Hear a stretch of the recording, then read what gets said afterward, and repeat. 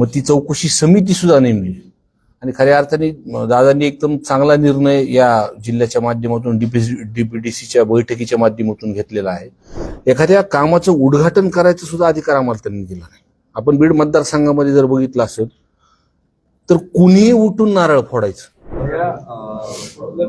आधी तर दादा ज्यावेळेस आले होते त्यांनी जाताना एक समिती जी आहे ती 2 वर्ष नियोजनामध्ये जो काही कामाचा भ्रष्टाचार या संदर्भामध्ये चौकशी समिती आहे त्यांनी नेमलेली आहे. कसं पाहता? नाही, त्या दिवशी या संदर्भात मला वाटतं मीडियामध्ये बोलते ना सुरेश अण्णा धस यांनी सुद्धा हा विषय तिथं मांडला आणि मांडल्यानंतर जे काही 2 वर्षामध्ये बोगस बिल उचलण्यात आले काही हेडवरतून त्याची कागद त्यांनी दादाकडे त्या दिवशी मीटिंगमध्ये बोलल्यानंतर त्यांनी लेखी दादाने त्याच्यासाठी सांगितलं. मग ती चौकशी समिती सुद्धा नेमली आणि खऱ्या अर्थाने दादांनी एकदम चांगला निर्णय या जिल्ह्याच्या माध्यमातून डीपीडीसीच्या बैठकीच्या माध्यमातून घेतलेला आहे. मग बऱ्याच काही गोष्टी आता बाहेर येतील करून का ह्या काळ मागचा जो पालकमंत्री असताना धनंजय मुंडे साहेबांनी आम्ही आमदार असलो किंवा दुसऱ्या अपोजिशन मध्ये जरी बसलो असलो एखाद्या कामाचं उद्घाटन करायचं सुद्धा अधिकार आम्हाला त्यांनी दिला नाही. आपण बीड मतदारसंघामध्ये जर बघितलं असेल तर कुणीही उठून नारळ फोडायचं हा विषय एकदम चुकीचा आहे. कोणत्याही हेडवरती कुठेही पैसे त्यांनी सरकवलेले आहेत आणि ते पुराव्यासहित दिलेले आहेत. नक्कीच भविष्यामध्ये या माध्यमातून जे काही पैसे येतील आणि ही जी चौकशी लावली त्या अनुषंगाने अधिकारी सुद्धा आता घाबरलेत आणि जिथं आता पैसे पडतील ते चांगल्या पद्धतीची कामं जिल्ह्याभरात या विषयासंदर्भातले होतील.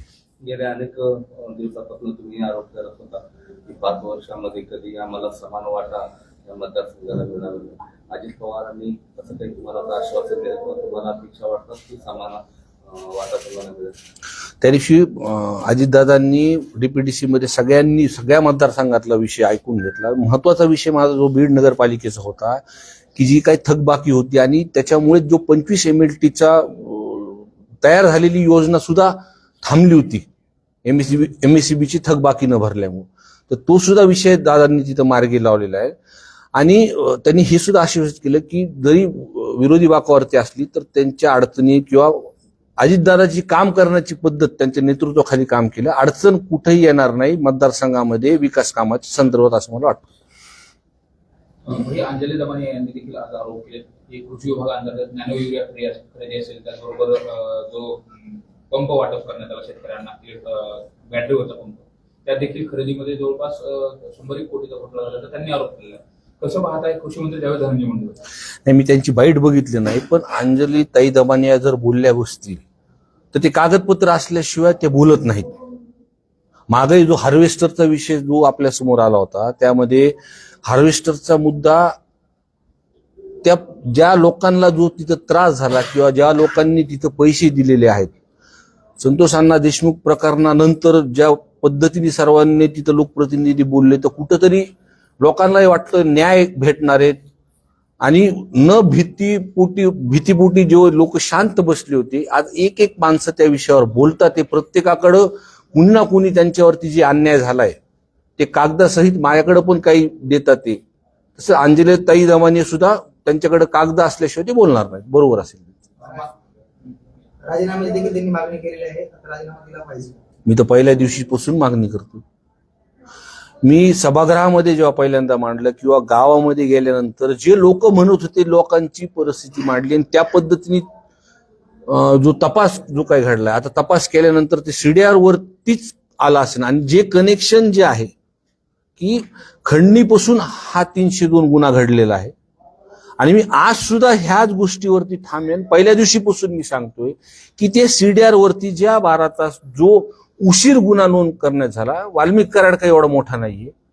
कोणतरी वरद माणसांनी त्या प्रशासनामध्ये ते जे त्यावेळेसचे SP असतील DYSP असतील त्या रिजनचे किंवा पोलीस स्टेशन मधले जे प्रशासन असतं कुणी फोन केला ह्याचे CDR जर तपासली तर पूर्णपणे लक्षात येईल.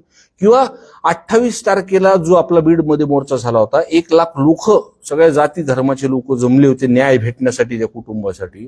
मला ही माहिती भेटली होती की त्या कालावधीमध्ये एका मोठ्या हॉस्पिटलमध्ये वाल्मिक कराड तिथं म्हणजे ट्रीटमेंट घेत होते म्हणजे फक्त आराम करत होते आणि वरतून TV वरतून हा सगळा जे काही हा सगळा विषय ते बघत होते.